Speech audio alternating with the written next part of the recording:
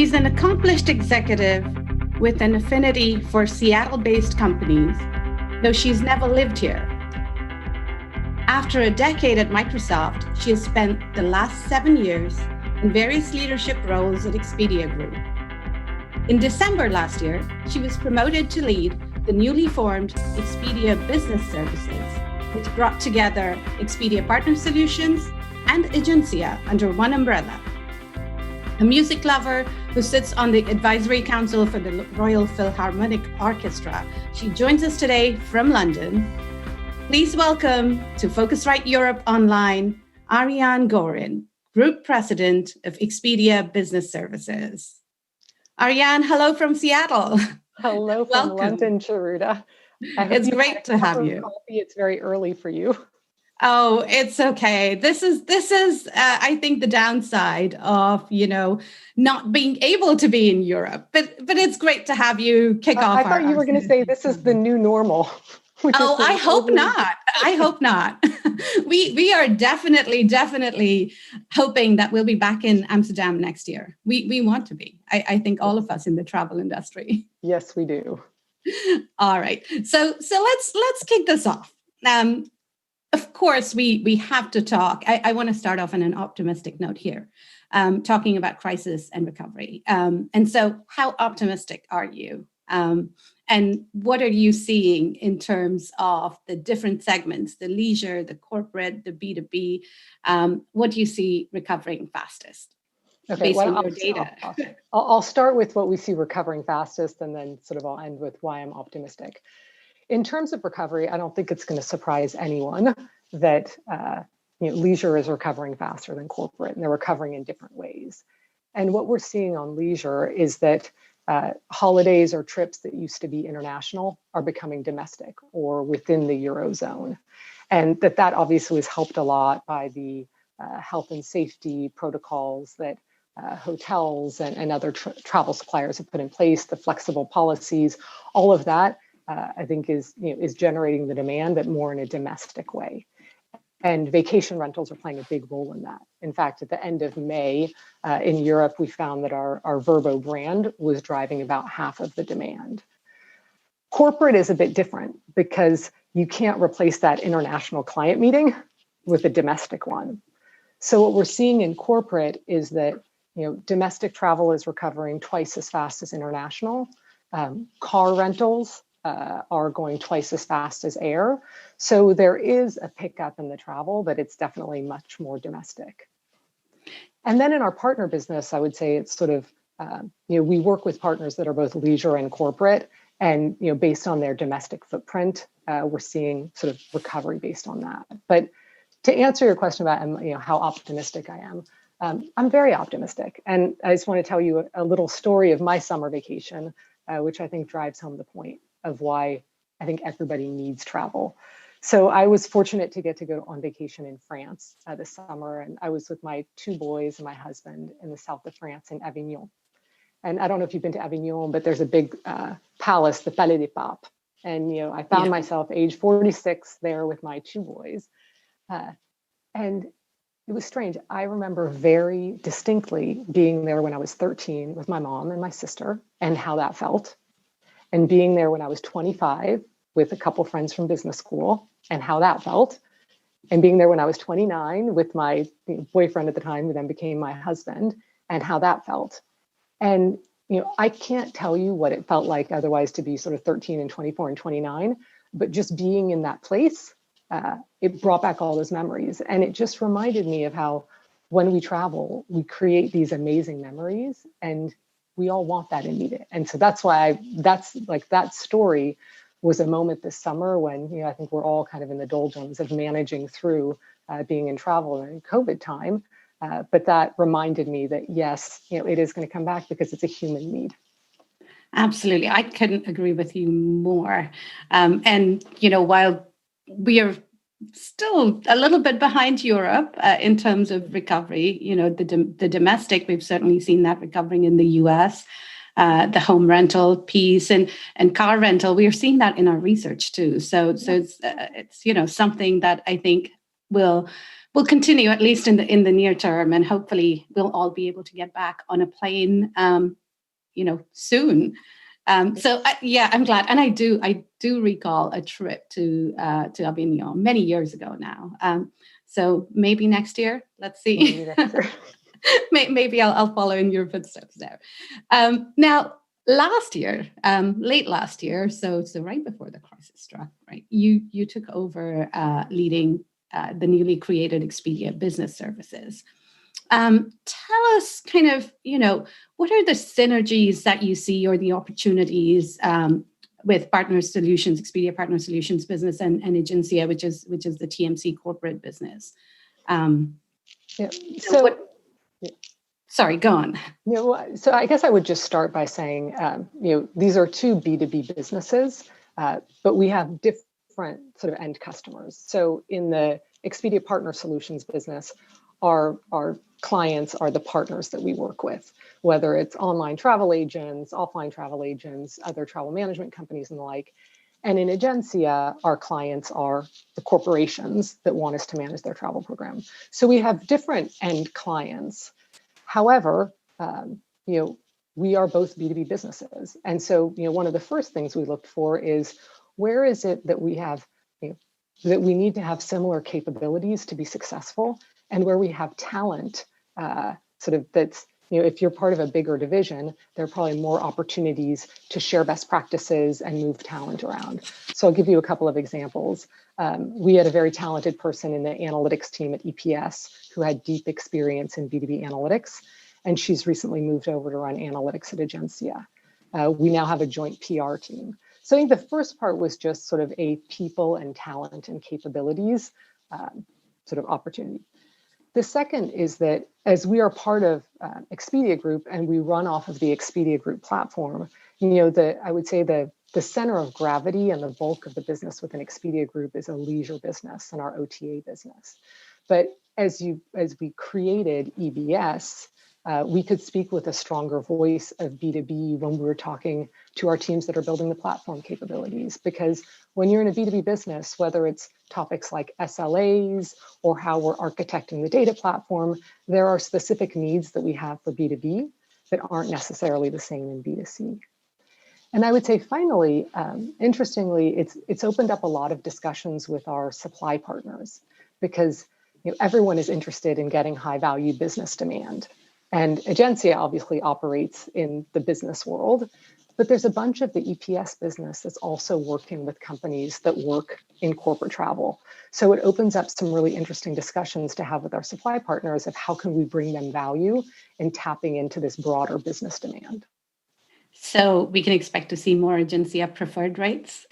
And that's what it used to be called. That's right, because you worked at Agencia. Yes, I did many moons ago now. Well, I think I think that we have a real opportunity to help our supply partners access, as I said, more corporate travel, and if that's bringing in more Agencia preferred rates or other things, how do we help our supply partners, especially now, extend their distribution reach?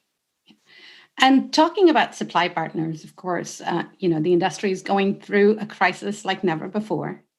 There are a lot of challenges that suppliers are facing. How has your relationship with your partners changed because of the crisis? And how are you supporting them? Yeah. So I think the relationship question is a really interesting and important one, because I've always believed that people do business with people. And it's tough now that we all can't be face to face, but I think that during this crisis, especially early on, the conversations we were able to have with our partners, whether our supply partners or our partners in EPS, to really understand what were their pain points and how could we work together on them was important. So initially it was a lot about how do we help them manage, cancellations, updated policies, self-service tools. Many of our EPS partners had to furlough employees, like many of us across the industry, and yet they still needed to manage the bookings that they had on the books. So we were able to quickly develop some self-serve bulk cancellation and modification tools for them with the reporting, so that they could continue to operate even with fewer people sort of actually in the office. With supply partners, I think the biggest thing that we can do, and it's always been the case, is drive demand. So as, for example, our hotel partners were updating their health and safety guidelines, or as they were updating their flex policies, making sure that that was quickly getting visible in our platform so that travelers could see it and be confident. So that was really important. We, and I think we might touch on it later, launched a program for our supply partners, sort of a big financial recovery initiative, which we can touch on. And in EPS, we worked with some partners to shift their commissions to help them as part of recovery, and if need be, to sort of work through some payment plans. And so talking about the recovery fund, since you brought that up, how's that going? What's the response been like to that from your partners? So the response has been very positive. I mean, first of all, just for those who don't know it, it's a program that's available in about 100 countries, actually over 100 countries, where we've committed $250 million to help our independent partners and small chains in rebuilding their business and bringing demand back. So we had some targets of how many partners we thought would participate, and we're actually about 25% above that number. And what we're seeing is that the partners that are participating are also getting more demand than those that aren't. So we think that it's accomplishing what we were looking for there. And actually about half of the partners that have participated are in EMEA, because we know that in Europe, there are a lot of, I would say there's quite a few smaller hotels. So, our hope is that that's really contributed to some of the recovery here in Europe. And do you think that's going to be enough? Is there any other way, if they're not able to pay, for example, how do you make money when they're in financial crisis too? I think that your question of, is it enough? I don't think anything alone is enough. And you referred to it in your introduction where you said, the industry is coming together in ways it hasn't before. We're part of the World Travel and Tourism Council. And when I look at what that organization has been doing to work with governments to help them put in place, testing policies, and how do you have consistent, travel policies from one country to another, I think that, one single program is never going to be enough. But if we work together, if, as I said, we make sure that the health and safety things that hotels are putting in place are showed up on our sites, or if we work together to say, let's do targeted demand together, those are the things that are going to help us recovery. So there we go. Absolutely. Okay, turning to another initiative that you launched last year, the Wholesale rate program with Marriott. Can you share some results or some metrics? Because obviously, you expanded that program recently. Yes. So I'm going to disappoint you. I can't share some specific metrics, but what I can tell you is I have to try. I know you have to try, but we are pleased with the way that the program is performing and is shaping up. And as you said, we're now looking to expand it. We have a few large chains that are in testing phase. We have Highgate and Club Quarters that are now live on it, and we think it's really a program that can bring value to our supply partners, because it especially in a time when many of our partners, and I think everyone across the industry, is having to do more with less and say, where do I build versus buy? Where do I invest myself versus partnering with someone?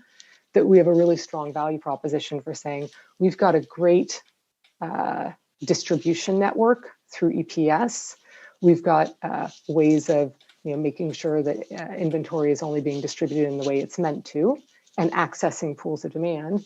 And so if hotel partners want to use that for specific wholesale rates, we think that that's a way that they can also simplify their businesses. So I think there were good conversations even before the crisis of COVID, but we're seeing more active conversations now. And so do you have any new partners on that program that you can share with us? A big reveal? No, well, I think I mentioned we've got Highgate, we have Club Quarters, and we're testing with some. But but I'll call you when we have the next one. All right. We're going to get that scoop, live. right? For Phocuswright. Another question, a lot of companies, and you talked about sort of building tools, et cetera, for partners during this crisis to help them. But I really want to touch upon sort of product and innovation and the ability to sort of build things.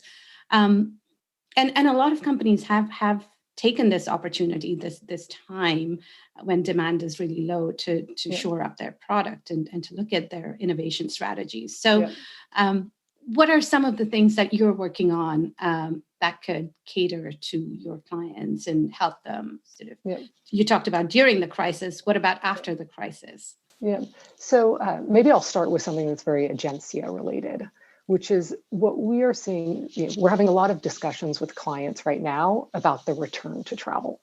So as you said, during the crisis, it was very much, okay, how are we managing where we are? But now it's very much about how do we return to travel? And a couple of things are coming up. One is that companies are really looking at what is the pre-trip approval process that needs to happen. Do we need someone in security to be able to weigh in on who can travel or what the travel rules will be, someone in HR? So we've done a bunch of work on our pre-trip approvals. We've also done some work on, companies want to be able to communicate in a more targeted way with travelers based on where they're going. So we've got a tool called Traveler Tracker that we actually added some functionality to, because it was a tool that allowed our clients to be able to, identify where their travelers were going, do little zooms on maps. I mean, it's a very sort of simple tool to do it. And what happened at the time that COVID hit was that instead of just being forward-looking, clients wanted to look backwards. So we innovated there early on, but now what we've been doing is adding a lot of communication functionality so that there can be targeted communications with travelers based on where they're going. And in addition, really looking at how do we integrate all of the constantly updated, travel guidelines across countries, and how do you integrate all of that into the booking path, and then even when someone's booked before they go on a trip or when they're in trip, everything around communications. So that's a lot of the innovation that we've been doing at Agencia, which is really about coming back to travel. The other thing I would call out, which is really across Expedia Group, which is something we call our conversations platform. And this is our AI-based platform that's really extending customer service to as many touch points as possible in an automated way. And as we've built it as a platform, we can constantly add skills. So you might have a skill that's about modifying a booking, or a skill about redeeming your air credit. And what I always find amazing about it is that it's done in such a way that we can use it on each of our own brands. We can roll it out to our partners. So EPS runs the loyalty program for a number of financial institutions. We can roll it out to them. We're rolling it out on a number of our points of sale in Agencia. And I really believe that over time, that conversations platform is going to do much more than just customer service. It should be able to be really what it says, part of a conversation. Charuta, we have a question from the audience, if you don't mind if I cut in. Please do. It came in from Carolyn Strachan, hopefully pronouncing that correctly. Hi, Carolyn. So she says, this crisis creates an opportunity to better articulate the value that business travel brings to an organization. Are you seeing any good examples of this? So 100% I agree with that. And there was a recent Harvard study that showed that countries that had higher business travel had more economic growth. So we are seeing clients look at, okay, yes, we need to make sure that there's an ROI on our trip. And so we need to understand better, are people, traveling for a customer meeting, or are they traveling for, internal meetings where it's about innovation and creativity? So I would say, yes, we're having those discussions with clients. I think the most recent study that I've seen that really points to that is the Harvard study. Great, thank you.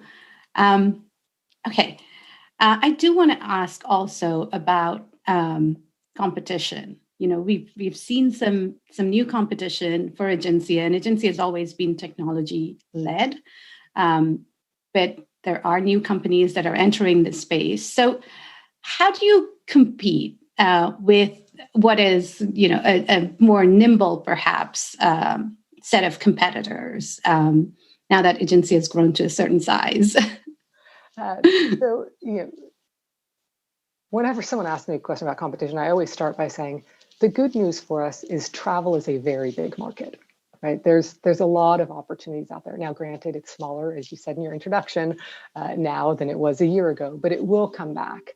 And so when I look at sort of the corporate travel market, the fact that there are competitors that are upstart, I think it indicates that it's still a really interesting sector to be in. So I think we need to be the best global digital TMC that we can be.